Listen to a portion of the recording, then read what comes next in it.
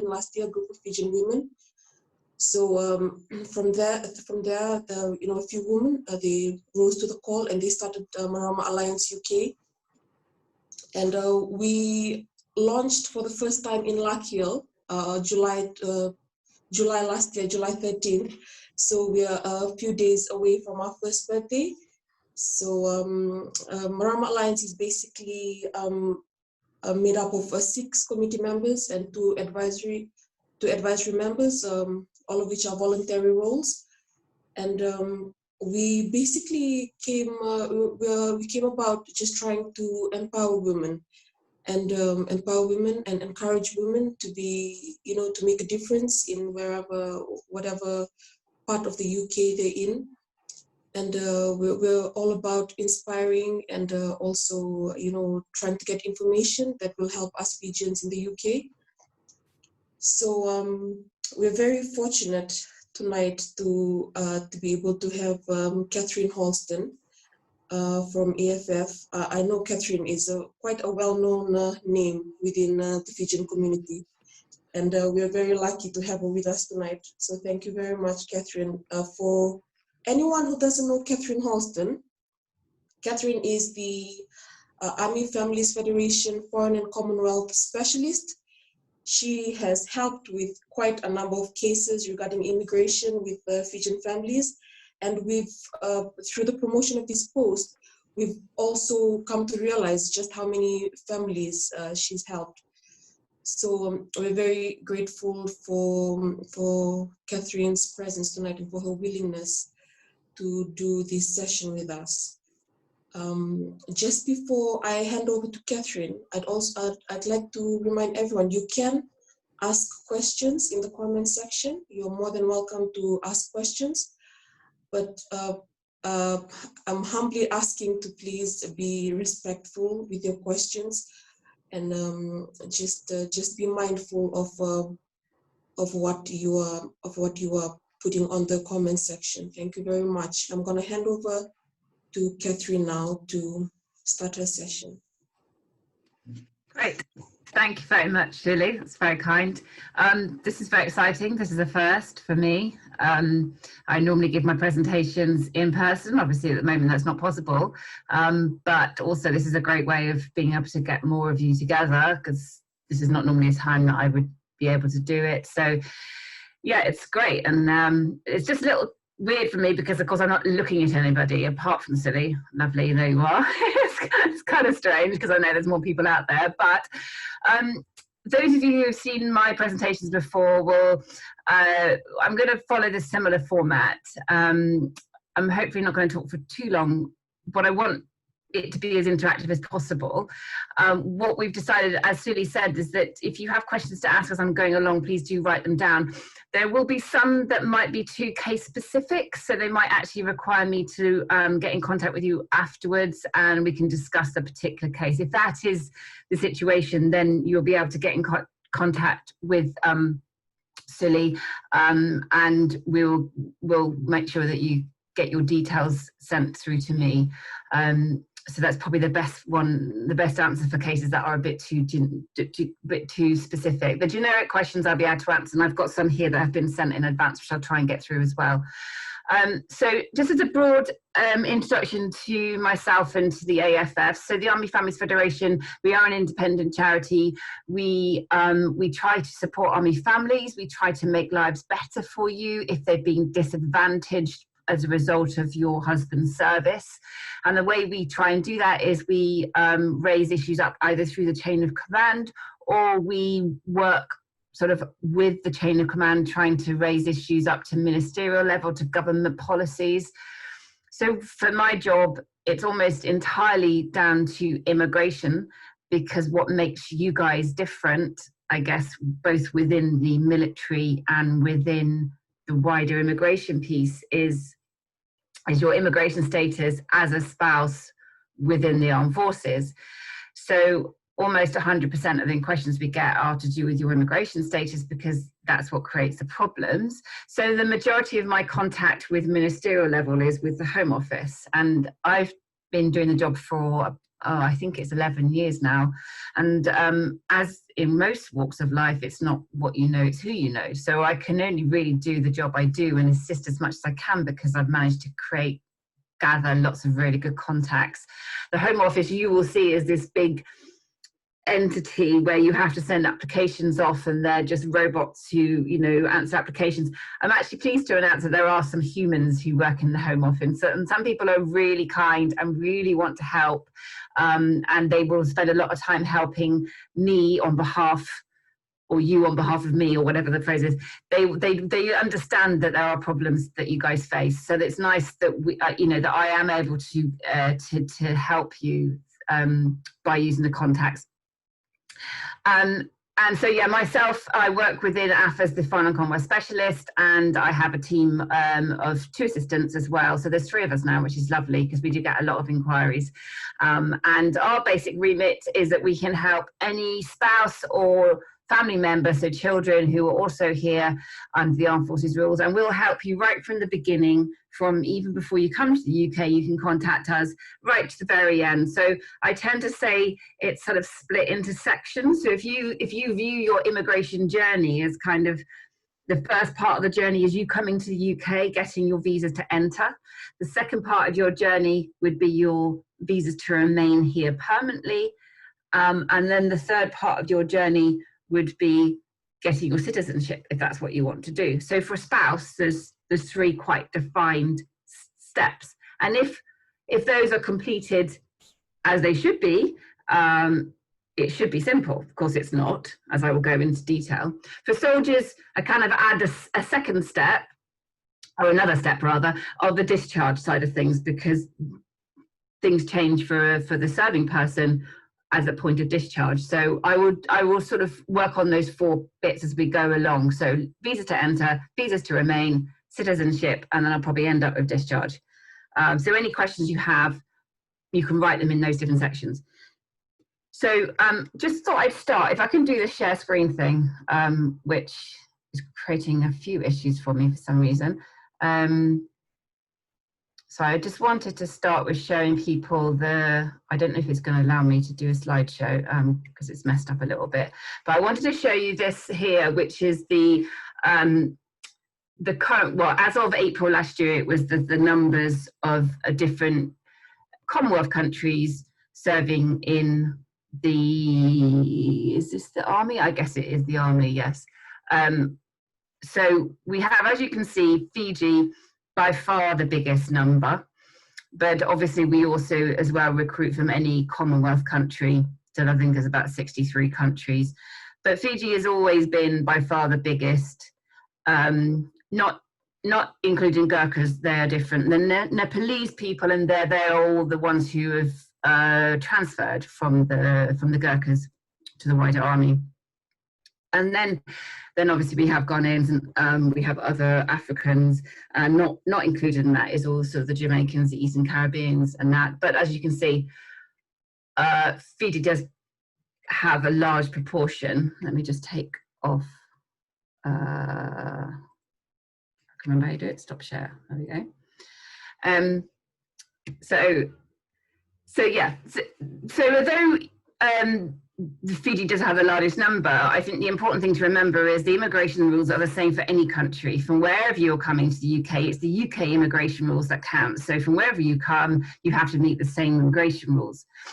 And as I said, what I'm going to look at is, to start with, is the visa to enter side of things. So those of you who, was the slide not showing? I'll try and sort that out for the next time. So for those of you who are already here, you'll already have had to face the whole stress of the visas to come into the UK. Now, those of you who came prior to 2013 will be on a different set of rules to those who are coming over now. And I think one of the things I always say to people is, try not to advise other people based on the route that you took or the rules that you followed, because if you came to the UK before 2013, for example, the rules have changed since then. So things might be different for you, for the person coming over now, than they were for you. So now what happens is that spouses they have to complete an online form. They have to meet, mostly the requirements is the minimum income requirement, the requirement for the English language, and the subsisting relationship requirements. So there's three main requirements that create problems with people. And I think the biggest one with that is the minimum income requirement. And I expect a lot of you will have heard about this. And in fact, we did get a number of questions about this. So in general, and I won't go into too much detail about it, and I will say that almost all of this information can be found on our website in some form. I am updating the website at the moment. But in general, if you're earning 18,600, which all soldiers now will be at the point of finishing their phase 2 training, their initial trade tech training, you'll be earning 20,000, I believe. So you will be earning enough now once you finish your training to bring your spouse over. Unfortunately, you're not earning enough if you have children. And the more children you have, the more you need to earn in order to bring them over. So for example, if you have one child, it's 22,400. And if it's 2 children, it's 24,600, I think, at the top of my head. So what this causes a huge problem for soldiers is because obviously there's promotion follows a certain route, and you're unlikely to be able to bring even if you have one child over for about 4 years, I think we've averaged it. So minimum income does create a big problem, and so far the government have said no to a discretion for soldiers. It is something that is being worked on at the moment. I know that ministers are talking about it. AFF have been pushing it for a long time. We would like to get a discretion for soldiers just because of the uniqueness of your job, but currently that's still in place. So if you are not meeting the minimum income, then you can't really bring your family over. There are other ways around it. Just briefly, because I had a question about this. Somebody said, I'm from Fiji. My husband is currently in his 2nd phase training. We have 2 children. I haven't inquired about how we were trying to get visa in Fiji, but we're told that I have to go first and then my kids will come later.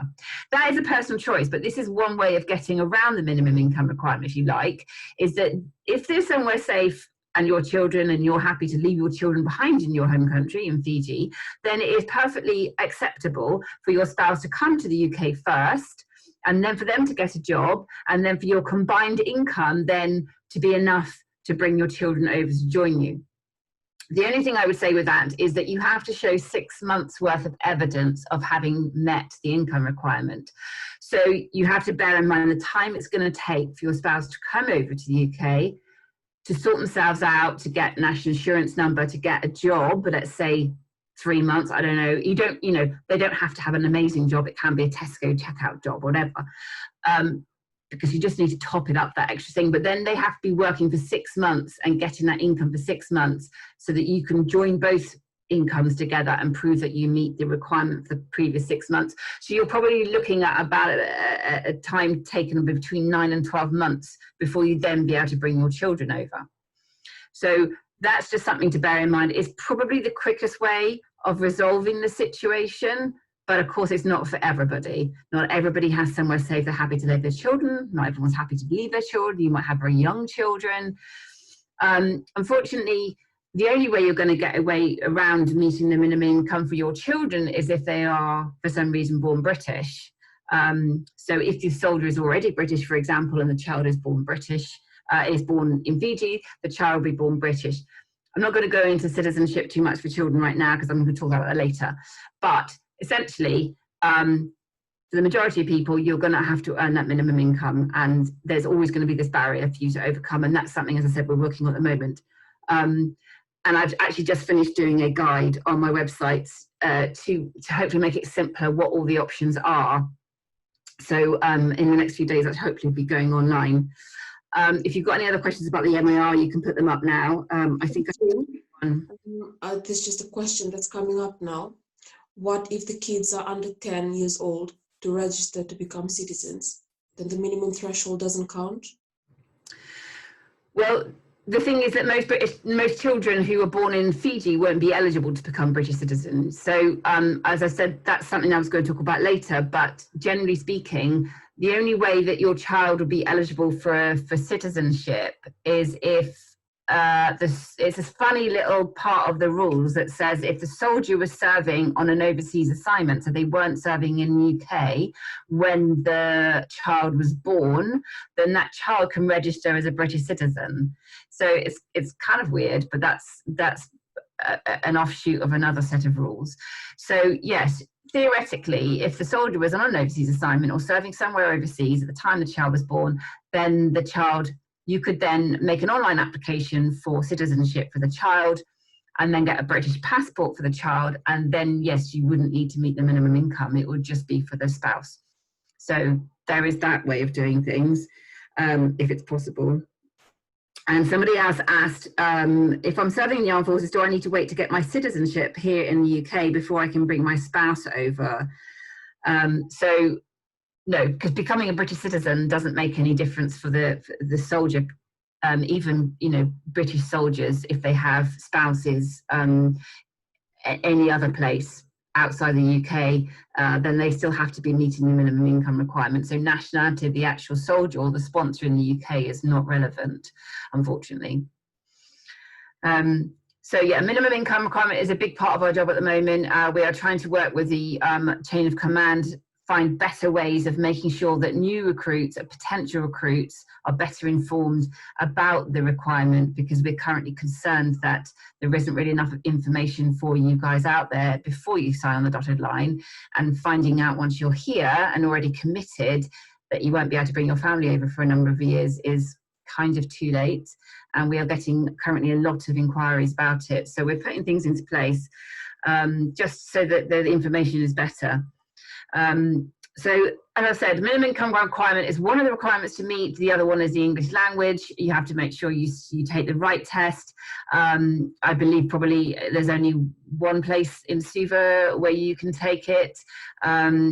So it shouldn't be too difficult. It's at A1 level, it's not that difficult. You can do online practice tests if you wish. And then the other requirement, which sometimes causes problems, is what's known as the subsisting relationship requirement. And this is where you have to prove to the decision maker that your relationship is subsisting, despite the fact that you might have had a long time of period of separation. Of course, if you haven't been meeting the minimum income requirement for like 4 years, you're obviously going to have a period of separation because the Home Office has enforced this on you. So then you have to prove that your relationship is still subsisting because of that, which is a bit of a kick in the teeth. But that's where we're at. So what this means is that when you make your application, they will want to see evidence that you have been communicating during your period of separation. So it's not a matter of just providing your marriage certificate.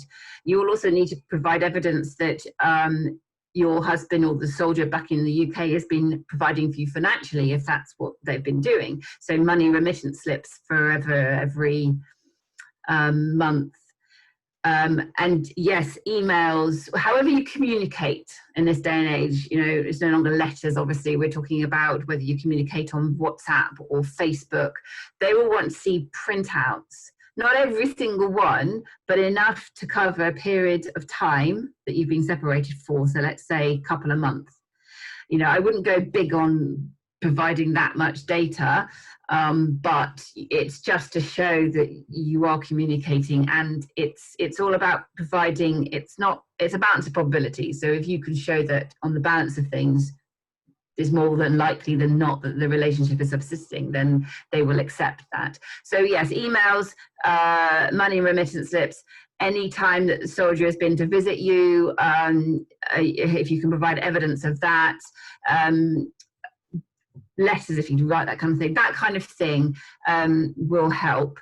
And what we always suggest is if you write a statement, and we have a template one on our website. So instead of just shoving a whole load of paper in a big mass and sending it off, it's better to keep it organized. Actually, these days you have to scan everything anyway. From what I remember, is the new solution to do things. You have to scan it all. So I think by definition it'll be a bit more tidier than it used to be. I mean, I think in the past people literally used to print out reams of stuff and shove it in a jiffy bag and send it off. And you can imagine a caseworker receiving this and going, "What?" So make it easy for them, essentially. As I said, I would recommend a statement to just go through everything. So maybe just say, define your relationship, say what the situation is. I met my wife here, we've got these children, I had joined the army here, we've been separated for this length of time, and this is the evidence, and then refer to it in sort of annexes or whatever.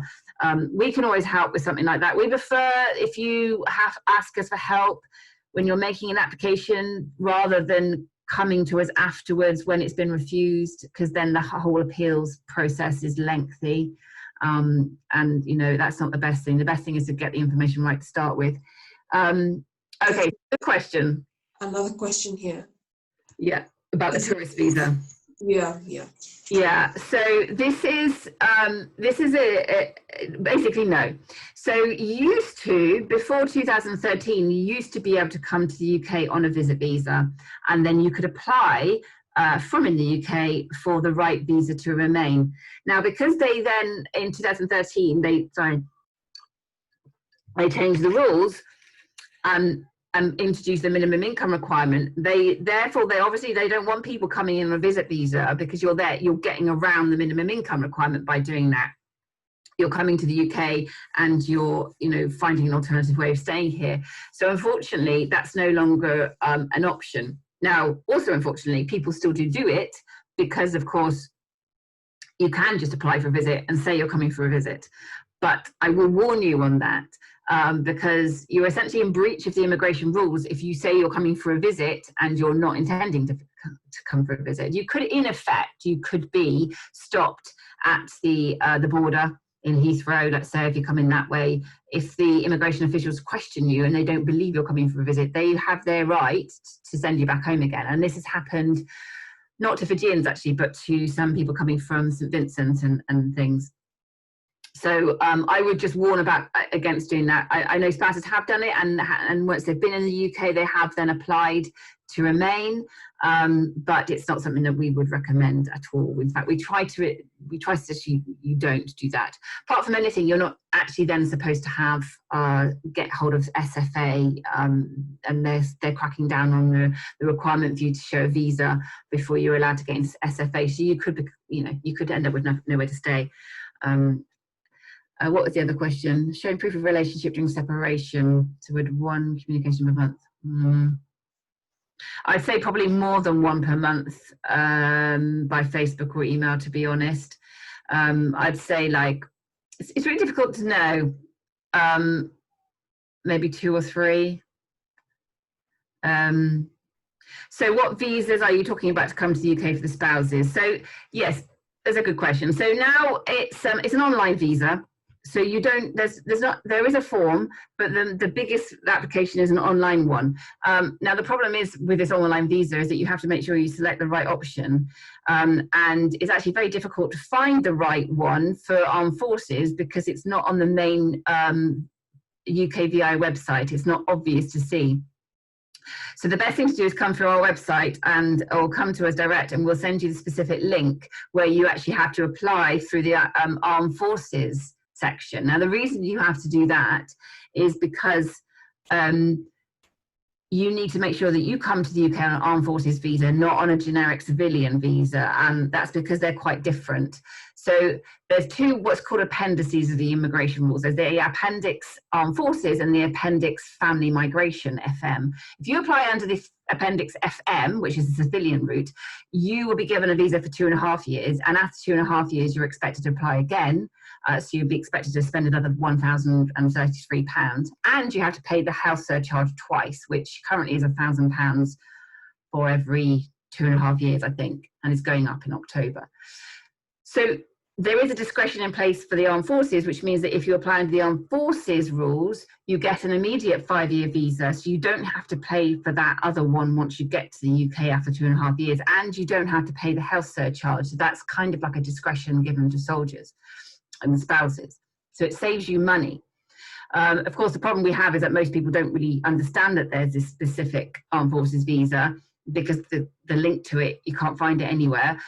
So we end up then having to help people get their corrections. If you're listening now and you have a 2.5-year visa and you think you've got the wrong one, then please send us a separate message afterwards to Suli and give her the information, and we can get you free corrections, and in some cases we also manage to get refunds if you've had to apply for another visa because you didn't realise. So the Home Office kind of realised they're messing up on this, and we are still pushing to get the Appendix Armed Forces added to the main page for everybody else so that you know which one you're selecting, because it's a real pain.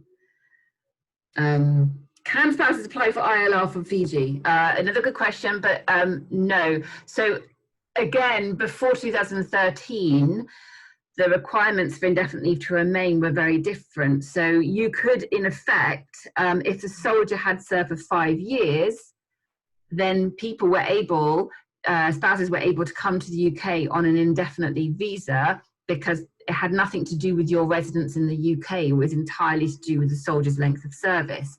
They changed that in 2013, and now you need to have, as a spouse, 5 years on this limited leave to end visa before you can apply for indefinite leave. So it's the only way you're going to now be getting indefinite leave from overseas is if you're on an overseas assignment and you have spent your 5 years on this limited leave visa, but you've been in Germany or Cyprus or wherever you might spend, you know, your 5 years on an overseas assignment. So we still do, quite a lot of spouses have been to Germany, for example, have been eligible for indefinite leave to enter because of they spending 5 years overseas. Actually, it's only really come, sort of been since 2013, so 5 years from then. So we've had a few coming through. And if that's the case, and I'm talking about indefinite leave to enter in a bit anyway, so I'll cover that one. So I think that covers the main, in coming to the UK, some of the tricky bits that can crop up. I would advise, if you're thinking of applying, if you want to apply, look on our website first, double check you're meeting the requirements, and if you're at all concerned, send us an email and we'll just make sure you're in the right direction for it. As I said, have a look out for the minimum income bit that I'm just in the middle of writing and putting on there. And anything you don't understand on the website, again, just let us know. Just a few questions coming up here. Do you know if the visa center in Suva is actually open? Applied for spousal visa on the 19th of June, but are unable to log in to get an appointment. That's actually something I meant to look before I came online. So I haven't looked, so I don't know. Span 19th of June. I have a feeling that a lot of them are opening up at the end of July. So I can find out, because my lovely contact has now started responding to me again. He was ignoring me for a while, so I was a little bit stuck for applications to come to the UK. But I do now, I can ask him, because he was able to tell me when the other one of the other ones were opening. So I think if I can get some information, I can give it to Suli and she can put it on the book site. What's this question here? How's the Armed Forces helping Commonwealth pay for naturalisation of the visa fees? Oh yeah, so well, I'll talk now generally about the cost of visas, and in fact, if I can get this thing to work, I can show you. I think it depends which one I click. Can you see that one? Yeah. Does that work? Can everyone see that? I can see. Yeah, I can see it on the. Hold on, Katherine. Does that work? Main costs. I've got up the main costs. The main cost is not showing right now. It is, Katherine, yeah. It is. Okay, so yeah, this is just something I threw together just to demonstrate sort of what you're talking about when you start the process right to the very end. So the first two, you've got your 5-year leave to enter, which is the one I'm just talking about. So that's the cost there. At the moment, it's 1,523. And then you have to pay to have your biometrics taken. What that doesn't cover, what I haven't put there, is the cost of getting your English language test before you come over, which I think from wherever you are, it's probably approximately £150. I don't know what that relates to in Fijian money. So that's per person, regardless of the age of the child. And then you've got the next stage, which I'm going to talk about next, which is the indefinite leave to remain, which, as you can see, is significantly more. And again, and then biometrics on top of that, because you have to now have your separate biometrics taken. It used to be just done at a post office, and now they have contracted out that service. And surprisingly enough, the price went up, which is pretty horrific. So that can cost anywhere between 70 and 130. And then you've got citizenship there, which is not a requirement. That's up to you if you want to have it. And then the costs of life in the UK test and English language test. Life in the UK test and English language test is required for indefinite leave to remain now if you're on the new rules. There'll still be quite a few spouses out there who aren't on the new rules. They're on the old ones still. They're not required for soldiers applying for ILR, but they are required for everybody if you're applying for citizenship. So I'm just going to come back onto me. So you know, that could be the cost you're looking at per person if you want to get all of you to the UK with citizenship. So that's sort of what we're talking about that you're going to look at having to save. As to answer the question of what we're doing, yeah, I mean, the British Legion have been the ones who have been leading on the stop the service charge. They've been leading on the trying to get the Home Office to give soldiers particularly free visas on discharge. And I think that's probably where, if there's going to be any kind of discretion given, it will probably be given to soldiers, because you know, I don't think to anybody it seems right to charge somebody who has, you know, been serving the country and to charge them to remain here. It just doesn't sit right with anyone. I don't think that will probably happen for spouses. I think that will be a step too far. But even if soldiers don't have to pay for it, it'll be something. So there has been a lot of work done. And I will say that the visa fees haven't actually increased now for the last 2 years. I think even the government realised they've been pushing it too far, because back in 2018, they pushed up the visa fees by about 25% from one year to the next. And then the next year they put out for another like 10%. And I think even they realised that they'd just done it, you know, that people were definitely getting cross. So now it has actually frozen for the last 2 years. I don't know what's going to happen next year, but it hasn't gone up this year and didn't go up the last 2 years. So I think fingers crossed that will stick. Someone's asking, those visa fees that you put up, are those the ones that we pay to enter the UK? So the first one was how do I do this? Can you see that one? Yeah. So the way it says 5-year leave to enter, that's the one that you pay to come to the UK, with the biometrics being 55. So just those top two are the ones to enter. Okay, so hopefully that makes sense. And I think what was it? And yeah, biometrics are usually done, they're done in SUVA, aren't they, at the Visa Application Centre there. So I'm going to move on, if that's all right. What's that question there? Since the spouse is coming over to meet requirement, would the children be able to visit on a tourist visa, or are they able to remain, or they to remain till they be brought over? That's actually a good question.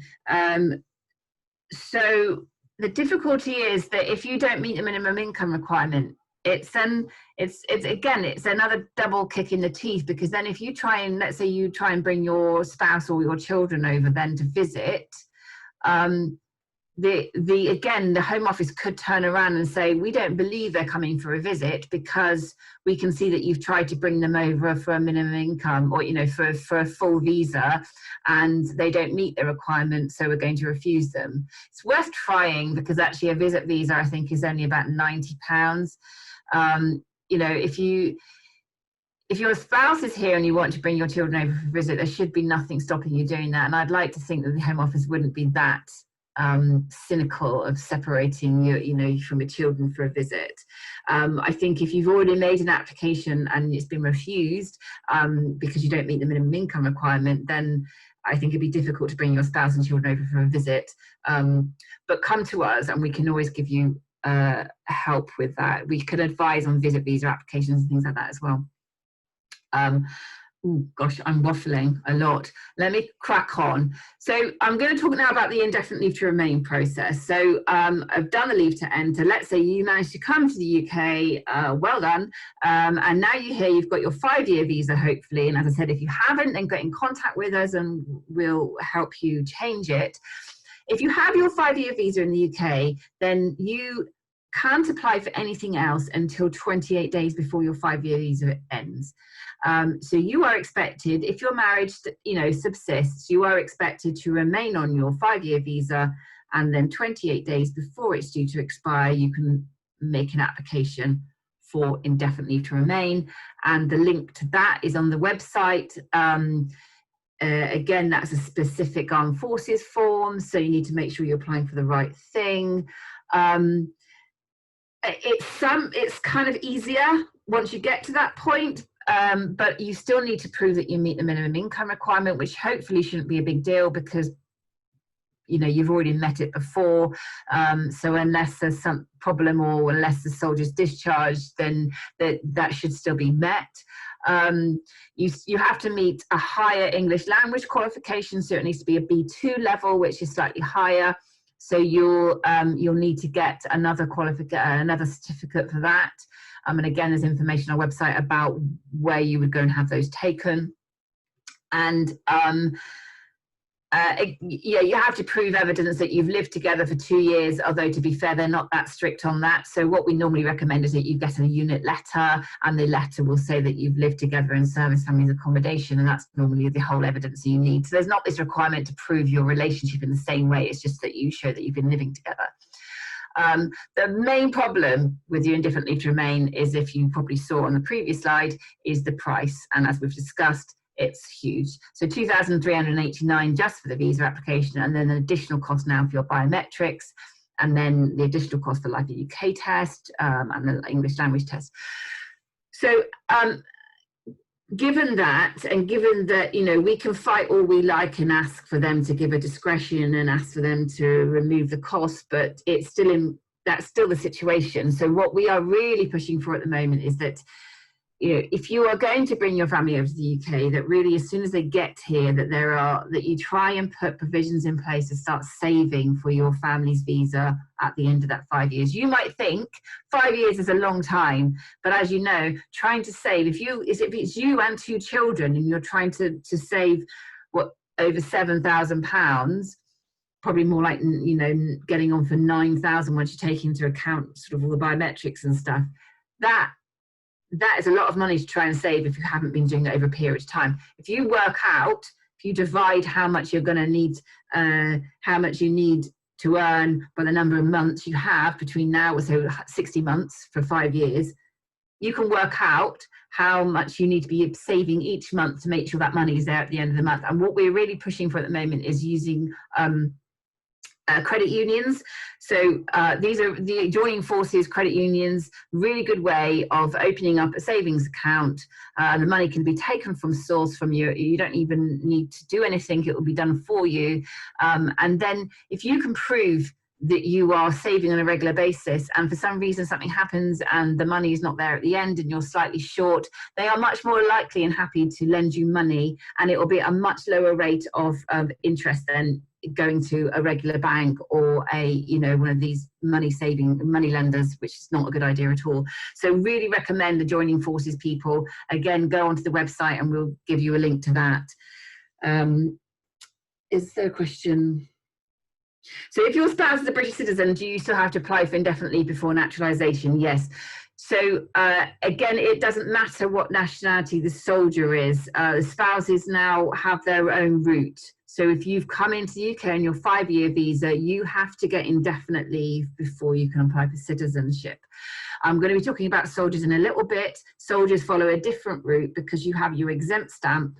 So while soldiers are serving, they don't need to get indefinite leave before they can get citizenship. So it's almost like you skip that process. But spouses, yes, you have to do the process. And children have to do the process. So we get a lot of questions about, the soldiers become British. Can the child get citizenship? it used to be a little bit sort of fuzzy in the rules. The rules were a bit kind of, we've managed in the past for children to get citizenship without having their indefinite leave. But then the nationality guidance was kind of tightened up, and it now says it's only in exceptional circumstances where they will grant citizenship for children who don't have indefinite leave, because they prefer them also completing that route. So we are now recommending no, because we had 2 cases where they were refused, and then we had to kind of really push for it. And I don't want to have to do that all the time, because it's far too stressful, and you know, you're looking at losing the money for the naturalisation. What about if we're in the UK and we already got an ILR? Do we still need to wait for our husband to get his citizenship first and we can apply for our naturalisation? I'm going to talk about citizenship in a little bit, so I'll cover that one. But essentially, no, you have your own route. There's 2 routes, and I'll talk about that. What is a minimum year to be in the UK? So that's citizenship, so I'll do that one in a minute. So what I wanted to say mostly about the saving, and I'm pushing this because it is probably the biggest problem we come across with regards to the visa to remain in the UK, is unfortunately lots of people, whatever nationality they are, you get to the point of visa expiring and suddenly realise there's no money, and so the visas just expire, and then the spouse and children become overstayers. So I just wanted to share with you, if I can do it, the main issues. Can you all see that screen, hopefully? So the main issues of becoming an overstayer is basically is this thing where it says here, you then become a victim, if you like, of the hostile environment. And the hostile environment is the indirect enforcement of immigration control through third parties. So this is where the Home Office don't have their own ability to check people. They don't have enough staff. So therefore they get employers to check your immigration status. They get renters, so private rental people, to check your immigration status. The NHS now has to check your immigration status. Banks have to, the DVLA if you want to drive, and then higher education institutions have to check your immigration status. And the one thing I haven't put on there as well, I keep forgetting to write it on, is access to citizenship. So you can't become a British citizen if you've become an overstayer at any point in the past. Even if you've since got your indefinite leave, you will then be prevented from getting your citizenship for 10 years if at any point in that 10-year period you have been an overstayer. So the repercussions on becoming an overstayer are quite astounding, really. Apart from the fact, you know, you end up, you know, becoming really a bit like a second-class citizen, because you can't really, you know, hold your head up and sort of become involved in society if you're constantly worried about your immigration status. And you know, it's the saddest thing that we come across, really, I have to say, is in cases where the children have been affected by the visas expiring, and children not able then to go to university, not able to work when they finish school, because up until about, I'd say up until 6th form, they don't need to prove immigration status, but as soon as they start doing higher education, and some cases I think also further education, depends on, you know, where they're at, they're fine. But then, you know, they are, if they have no valid visa, they're essentially in limbo. And we have dealt with a few cases where we were really quite, and still are dealing with cases that are really quite tragic and sad, because these children, they've had their sort of future kind of just cut off because they cannot move forward until they have a visa. Now, on the subject of the costs, I will say that we are working really well with Community Fiji's Britain. I'll do a big thumbs up to CFB at the moment. They, Hilary Pearce, who recently became, started working there, we work really closely now on cases where there might be a requirement for charity support for a visa. Now, I'm not going to say that everyone's going to be eligible for charitable support, but in cases specifically of soldier discharge, where families haven't got valid visas, and cases where it involves children, the CFB have managed to get funding mostly through the Royal British Legion. So they're not providing the funding themselves, they're getting it through the Royal British Legion, through the contacts.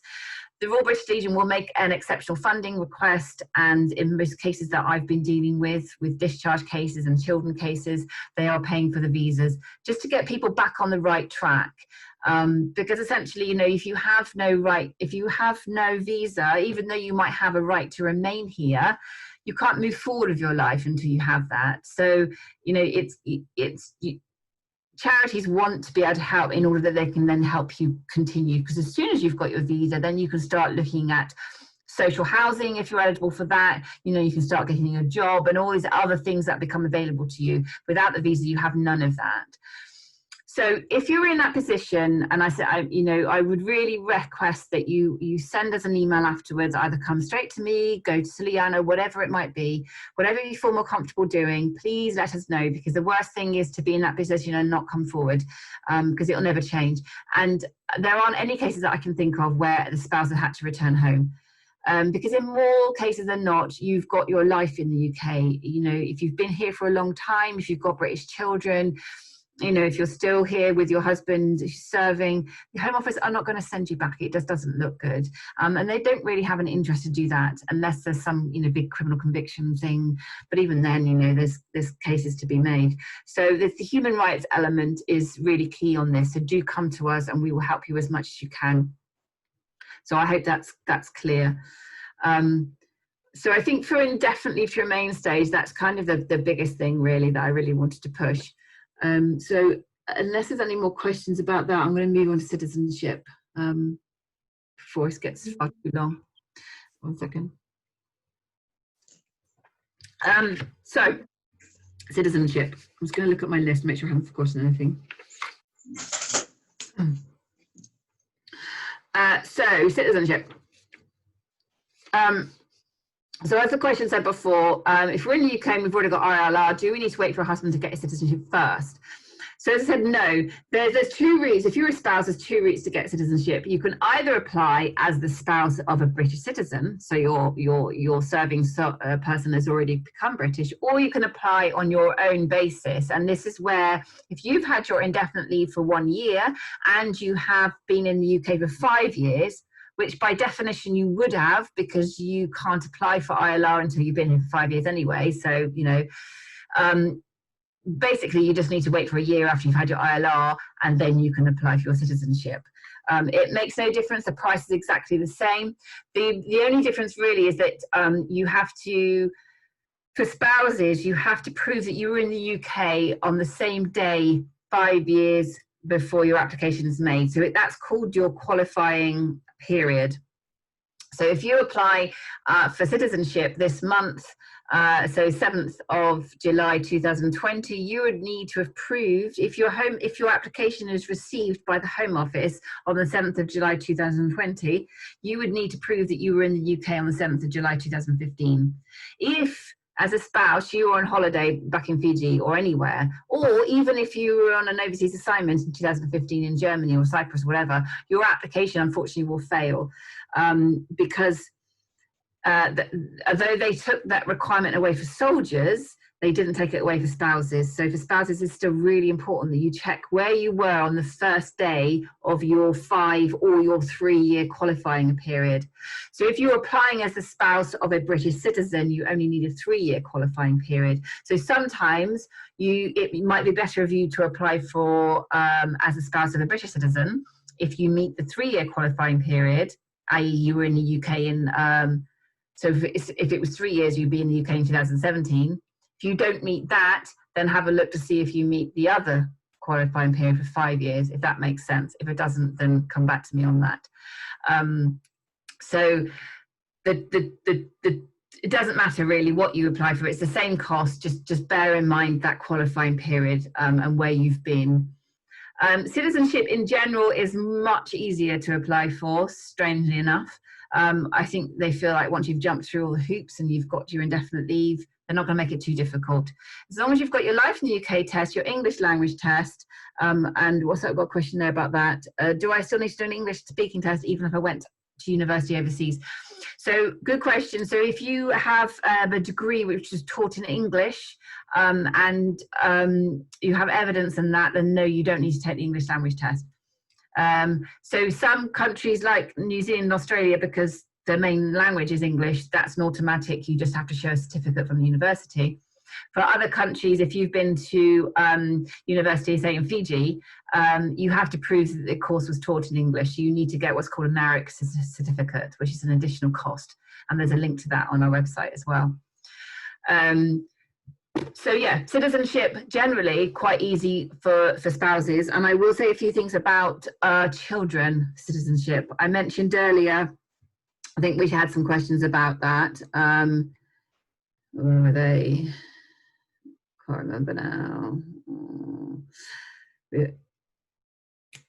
Yeah, what is a minimum year to be in the UK to apply for naturalisation? I think I've covered that. So it's either 5 or 3 years, depending on the route you're doing. Now, for children, I've got a few questions about children's citizenship. So generally speaking, a child can't apply for citizenship unless one of the parents is also British. So even though the child might have their indefinite leave to remain, if neither of the parents have British citizenship, then the child won't be able to get citizenship. So one of the parents has to be British and the other parent has to have indefinite leave for the child to get citizenship. And the child has to have indefinite leave, as I said, as well. So there is a bit more of a process for children because they come under different parts of the immigration rules. There are various different sections of the immigration rules, the nationality rules, sorry, for children. So there are, I've mentioned already, if the child was born on an overseas assignment, then they are eligible, entitled to citizenship. That's a different section of the rules. If a child was born in the UK and then after the child was born, one of the parents became a serving soldier, then the child then becomes entitled to citizenship. If a child was born in the UK and then lives here for 10 years, the child is then entitled. So there's different parts to it.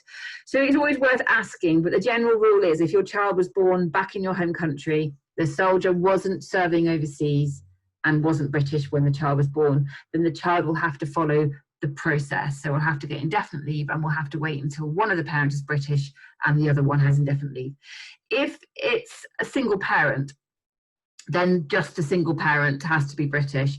But then that brings into questions about whether you need consent of both the parents, because ordinarily for a citizenship application for a child, you need parental consent from both biological parents, unless you can prove that the relationship is broken down and there's no contact with the other parent. So there's guidance about that, and I can provide information about that if that's something you need to know. So I've done that one. I think I did that one. Can't think of anything more to say on citizenship specifically. If anything else comes up, ask me, because it might be something that I've forgotten. I'm just going to see if I can have a look on if I've forgotten anything here. The one thing I didn't say, and I'll just talk about soldier applications. So I think I said before that spouses need to do the route. So you need to go indefinitely, limited leave, indefinite leave citizenship.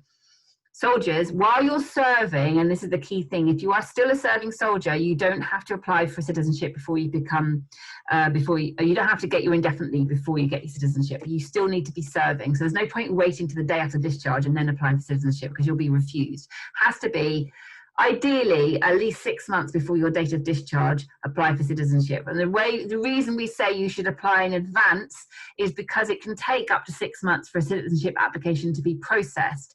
And if you discharge, you have no evidence of your right to remain. You'll have sent your passport off, you'll have made your application, but you've got nothing. You can't show to employers that you even have a visa, because your exempt stamp is cancelled. So theoretically, you won't be able to get social housing, you won't be able to get a job, you'll be in limbo.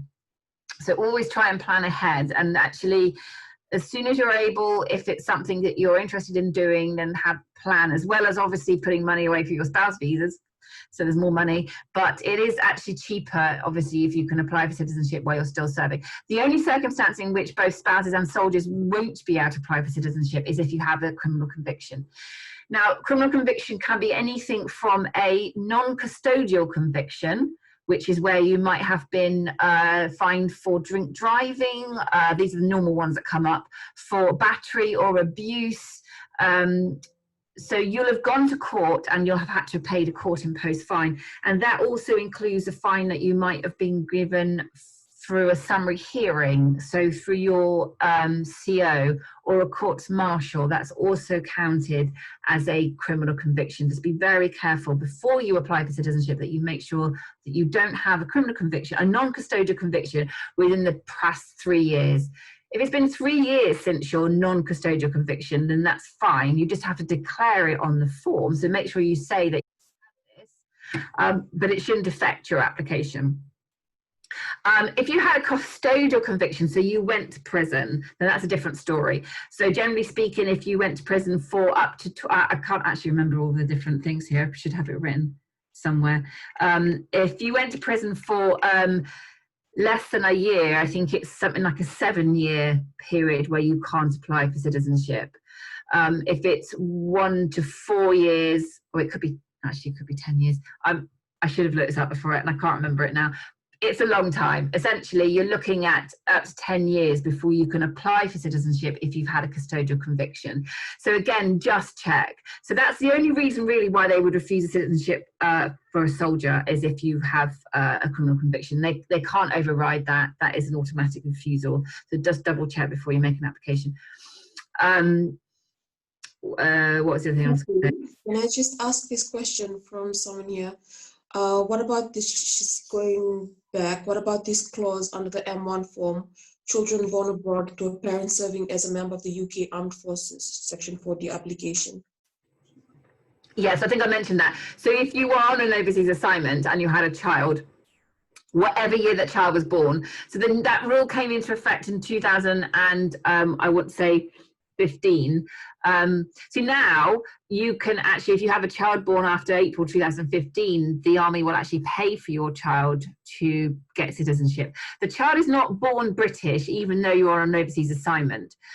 So unless the soldier has British citizenship or one of the parents has indefinite leave, the child is not born British. They still have to pay to become British by completing that MN1 form. And I don't think I had the citizenship for a child is £1,012, so it's slightly cheaper, only a little bit. And you don't have to take the Life in UK test or English language test. But so that has to be, but after 2015, the unit will pay for that cost. Prior to 2015, if you've had a child born overseas, then you're still able to apply for citizenship in retrospectively. So regardless of when they were born, if they were born in 2007 or 5 or whatever, you can still get citizenship for them, but you do have to pay for it. So yeah, if you're in that position, let me know and I'll send you the information. Another so I'm going to go on, sorry. Katherine kindly assisted me and my spouse apply for ILE whilst out here in the Netherlands. Could you mention visas for dependents while accompanying SP overseas? Yeah, actually, that's a really good point. I was going to do that. And I've got 3 questions here about indefinite leave to enter. So I think I mentioned before, the only time now that you're going to get indefinite leave to enter, or you have had it, is if A, you were under the old rules, which meant that you were overseas and your soldiers served for 5 years and you were posted back to the UK. So a lot of people who were in Germany around 2013, they applied for a visa before the rules changed and they were granted indefinite leave to enter. And this causes huge problems, and not within just, you know, the guys who've got it, also within the Home Office, because nobody seems to understand, because it's very unique. Really, it's only spouses of soldiers who end up with indefinite leave to enter as opposed to indefinite leave to remain. And the only difference is they can't give you indefinite leave to remain if you're not actually in the UK, because you're not remaining. The idea is that you're entering. And the visa, as you are aware, has an expiry date, even though the writing on the visa will say indefinite leave or settlement. It still has to have an expiry date because it's a computer thing. And normally the expiry date matches up with the expiry of your passport. But just because your passport expires and it looks like the visa expires, it doesn't actually. Your ability to remain in the UK is exactly the same. But what we have is a lot of problems with people who are in the UK who have this old, what we call a vignette. So it's like the old style visa in your passport, and it still says indefinite leave. So it's still valid, but nobody understands that it's valid. So what we recommend in that position is, because essentially you can still travel with your indefinite leave to enter on an old passport. You just travel with both of your passports, and the immigration officials should recognise that your ILE is still valid, although we have had problems with that. What you can't do if you've got indefinite leave to enter and it's expired on an old passport is you can't get a job, because they actually require that evidence of your right to remain on a current passport, not an old passport. So actually, if you are in a position where you've got indefinite leave to enter, we would recommend that now that you just apply for your biometric permit. So what they do now is that when you're in the UK, that you make an application on what's called, well, it's changed recently. It used to be called an NTL form. There's a different link to it now. It costs £229. And you will then get yourself a biometric permit, which everybody now recognises, and you have probably won't have any problems then if you want to get a job or get, you know, private rental or anything like that. So I had a question here. Is it possible to travel to the UK if your visa is in your old passport? I got ILE before December 2013. We're in Cyprus. So yes. There should be nothing stopping you as long as you have your current visa and you travel with the ILE in your old passport. I will say we have had the odd case of spouses being refused to enter because they got ILE and because the immigration official or even the airline has not recognised the ILE. Unfortunately, you can't apply for biometric permit, let me think about this, on an overseas assignment, which creates huge problems because you can only collect the permits in your once you get to the UK. So, mind you, having said that, sometimes they seem to be able to send you a permit overseas if you're applying for ILE. I'm not entirely sure. They seem to make up these rules as they go along, but I'll say yes to that one, and let's just hope it's fine. Are you able to legally work in the UK if your ILE is in your expired passport? So I covered that. No, they will require that on a new passport. How can I get ILE transferred to my new passport? Do you recommend that I do it from here from in Cyprus? So you can do that. You can get the ILE transferred to your new passport, but again, it will just be a stamp in your passport. It won't be a biometric card. So in some ways, you're probably wasting your money doing that. You might as well wait till you come back to the UK and then apply for your biometric permit. Pick it up here. That's the cheaper way of doing it because it's only 220, well, I say only. But yeah, ILE does cause a lot of problems. Overseas assignments and applying for visas and overseas assignment in general is a complete pain in the neck. It's a massive bugbear. It annoys me more than I can say because nobody really seems to understand how difficult it is. You're treated by the Home Office as though you're just a foreigner. They don't care that you're an overseas. They don't care that you're part of the British military. The British military has done nothing about helping you with information on how you're supposed to apply for a visa overseas. Most of the people, you know, chain of command don't understand any of the complexities involved about getting visas overseas. They just tell you to go and do it and expect it to happen. It's a minefield, and we still have not got to the bottom of how you're supposed to get your biometric permit if they won't send it to an overseas assignment. We've been working on this since 2014, and I've regularly just want to bang my head against the wall on it. And even now, I've basically been told that they will definitely not send a biometric permit to an overseas assignment. So I then said, well, so what's the answer? What do you expect spouses to do? You know, you have to have a permit while you're on an overseas assignment. You can't let your visa expire, because if you do that, you're basically having to start from square one again. And, you know, if you let your visa expire when you're on overseas assignment, then how can you get back to the UK in an emergency? You won't be able to do that very quickly. So we say to everybody, make sure that you keep your visas that you apply in time. But then there's no information about how you do that and how you're supposed to do that when you can't be sent your biometric permit anyway. So it's a mess. I'm getting cross about it. So I'm going to move on. Hopefully that's answered the questions on that one. The last thing is discharge then. Again, it's one of those things that should be quite simple. If the soldier has got to the point of discharge and they haven't applied for citizenship, or they can't apply for citizenship because they have a criminal conviction, then the only real thing to do is to apply for indefinite leave. So you can apply up to 10 weeks before your date of discharge or up to 28 days following your date of discharge. If you apply after 28 days, following your date of discharge, you will then essentially be an overstayer. There has to be a reason why you would be able to apply for indefinite leave if you've just left it for too long. There is a policy, I think quite well-known policy, and as you were probably aware, there are plenty of soldiers out there who have discharged without applying for anything through no fault of their own, because of a lack of information, as is the usual story. There is a policy that allows people, particularly those who applied before, who were discharged before 2014, to still be able to apply for indefinite leave to remain, regardless of the fact that effectively you've been an overstayer for however long it might be. So as you know, there are a number of soldiers who discharged, they weren't told anything about the requirement to apply.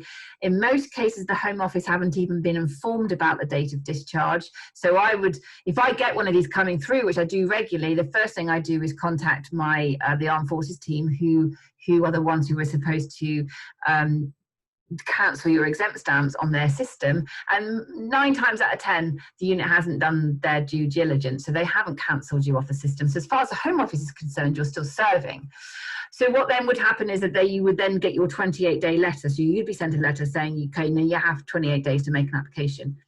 And these are the cases where we're getting them that the RBL are proving quite willing to pay for these visas, because in most cases it's just not their fault. There was a complete lack of information given to serving soldiers prior to 2014, and to be fair, it's not got an awful lot better since then, and we have plenty of evidence to show that. So it's not ideal, but the more that you individuals know what the rules are and know what you're supposed to be doing, you can be more empowered, and you can say to the unit, hold on, you are supposed to be doing this and this. There is a full list of discharge procedures in both the AGI 50, which is the new instructions that the unit should be following to discharge you, and also the unit guide, and both of those are being regularly updated now, and are online somewhere, wherever they put these things, and also linked to from our website. So it is really important that you understand your obligations, I guess, to apply for your indefinite leave within 28 days of discharge. I won't go on too much about what happens if you're not eligible. So if you've had a criminal conviction within the 2 years prior to discharge, you then won't be eligible for indefinite leave. You'll have to apply for further leave.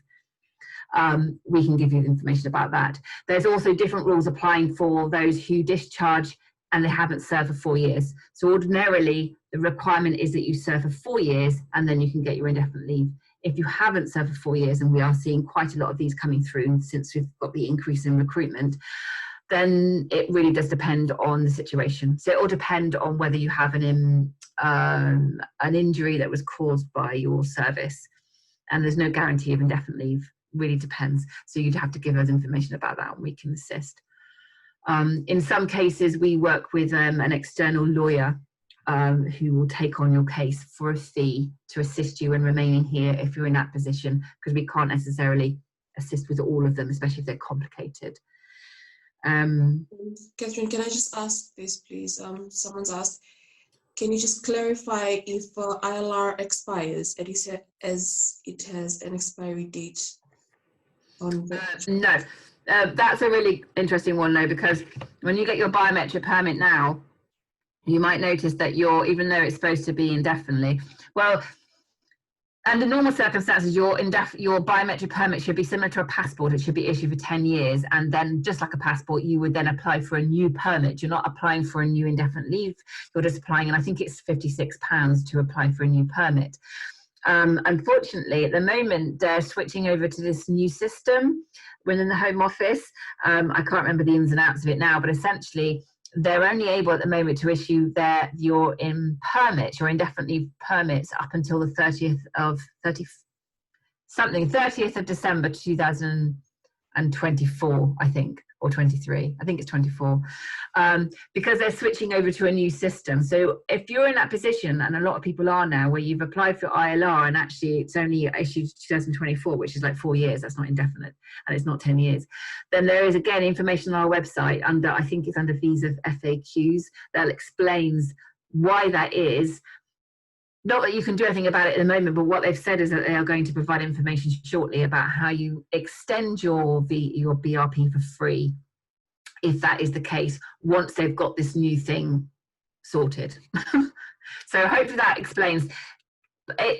Yeah, indefinite is indefinite. Generally speaking, you're going to have to renew your biometric permit much like you would your passport. Hopefully that makes sense. I'm just trying to think if I've missed anything. Was there any other questions? Fire them on. What I haven't mentioned at all is domestic violence, which I will just say about breakdowns in relationships. I think I said that as a spouse, you can apply for indefinite leave to remain as long as your relationship is still subsisting at the end of the 5-year period. If the relationship is broken down, then the different rules apply. So you would have to apply for a new visa to remain here, and it really depends on circumstances. So if the relationship is broken down as a result of domestic violence and there is evidence to prove the domestic violence, and it can be these days any kind of evidence really, and domestic violence is not just violence, it's abuse, so it's controlling behavior, it's all different types of things, then this is something that I can help with on a one-to-one basis. So you could just contact me and we'll have a chat and I'll give you your options. Generally speaking, if there's domestic violence, then you're eligible for indefinite leave, and that would be a free application. If you're not eligible for indefinite leave because there's no evidence of domestic violence, or it's not a domestic violence case, it's just a separation case, then they're more likely than not you're going to be able to remain because of your human rights. So it could be down to your British children if you have them, or the amount of time that you've been in the UK, that kind of thing, that we would look at that. And again, I can help with an application. You can do a destitution application, so you can prove that you're going to be destitute if you have to apply and pay. So there's different methods of getting you sorted and getting to make sure you can remain in the UK, and that's very much something that we will assist spouses on a one-to-one basis. Generally speaking, with the evidence, the information that we give, because of the number of inquiries we get, we kind of do it on an email basis. We can't really take phone calls, it's just too much. We had that before and it was just too much. And also we like to evidence everything, so we like to be able to go back and see what information we've given and you know, that kind of thing for our audit process. So we take emails, and we can't really check your applications or do them for you. It's only really in case of domestic violence and separations that we will do the applications for you. But we are happy to help with questions about the application. If you don't know what to put on this particular thing, you can send us a screenshot, that kind of thing. So, you know, we will try and assist as much as possible to make it easier for you, because we're fully aware that the process, the whole system is extraordinarily complex. I think I've covered everything. I hope I haven't missed out some massive thing that I just forgot about. If anyone's got any more questions, bring them in now. Someone's asking, is citizenship application different if wife is born in the UK? I don't get that. So that would be the individual making an application as a spouse of a British citizen. So it's the same. You complete the online form. You would just tick different boxes on the form, but you would still need to meet the same requirements. And again, it would be down to whether you have to prove that you've been here for 3 years or 5 years. So not really is the answer to that. Another one. There's another one here.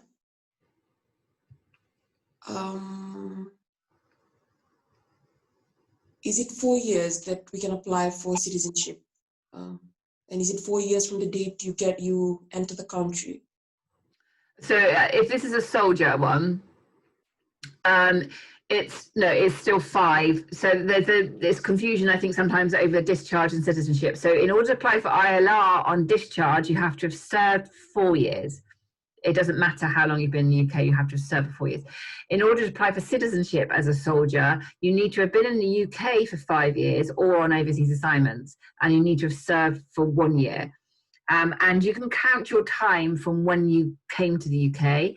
You can count any time you spent in the UK prior to enlisting, as long as it was legal time. So, you know, some people came over here on a student visa first, for example, and then became a soldier. So you can count that time as long as you were legally in the UK. And of course, soldiers can count all the time on overseas assignments as well.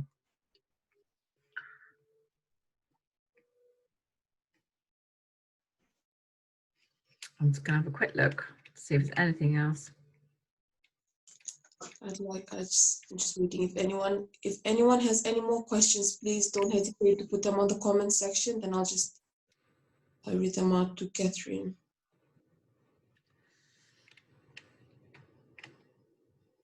Everyone is saying thank you very much, Katherine. There's a lot of thank yous on the comment section. Well, I seem to have waffled on for an awful long time. I don't know if I can speak that long. I will say in general that I feel for everybody. I just, even though I've done this for 11 years, it still shocks me on a daily basis how difficult it can be to work your way through the whole system. You know, this is my full-time job. I consider myself to be relatively educated, and you know, every day I'm having to relearn everything almost. You know, and checking that things haven't changed, and because they do, and even like, I'm not a lawyer, I'm just an advisor, but you know, even lawyers who have been training for years on end, they say that immigration law is the most complicated law ever. There are just pages and pages of it, and the Home Office keep changing it all the time, and keeping on top of it is so complex. And you know, I would just say, you know, if you're unsure about anything, then do just come to us. We really don't mind at all, just because we just don't want you to do anything wrong and to waste too much money when everything's so expensive as it is. And one of the things I didn't say is that other things that we can help with. So, you know, if you've got visit visa for families is a big issue, trying to get families over for visiting. We deal with things like student finance refusals, visa corrections I mentioned already, employment issues. So if you've got a problem with your employer because of your visa, then we can help with that. And then overseas assignments we talked about before. So there's kind of all different things that we get involved in and everything.